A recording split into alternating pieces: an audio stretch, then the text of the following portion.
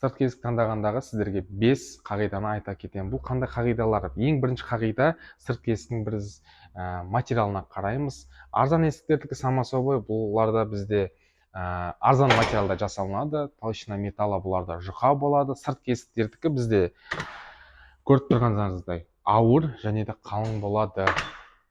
Екінші қағида, бұлар бізде ішкі материалы.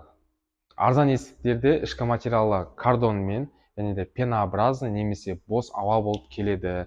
Қымбат есіктердікі бізде полиуретан, минералды мақта және де обешумный изоляциялар өте жақсы болады.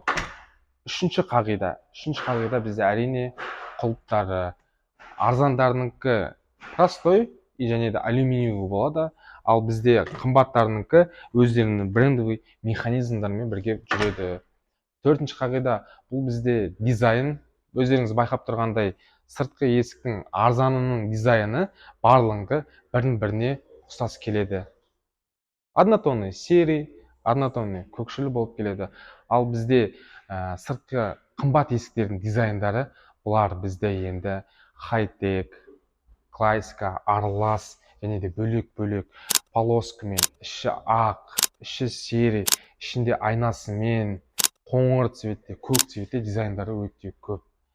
Яғни де бізде 5-ші қағида. Бұл 5-ші қағида, арзан есік алған кезде бас онам установка бұл жақта мүлде жүрмейді. Бұны алып қоясыздар, шығын болады, доставкасы бар. Бұл двойне шығын болып кетеді сіздерге. Ал қымбат есікті бір алғаннан кейін орнатуымен, доставкасымен профессиональный сіздерге қойып орнатып береді. Сол себепті арзан есікке емес, қымбат есікке жүгіріңіздер. Сонымен қатар бағасына тек дизайн мен түр ғана байланысты емес, қауіпсіздігі, фурнитурасы, ішкі құрылымы бағасына сай болады. Егер де ұзақ мерзімге жететін есік іздесеңіз, сапалы жақсысын бір рет алып қойған дұрыс. Ал сіз қай қаладансыз?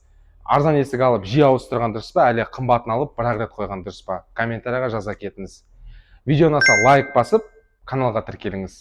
Келесі видеода жақсы, пайдалы ақпараттармен бөлісемін. Кездескенше.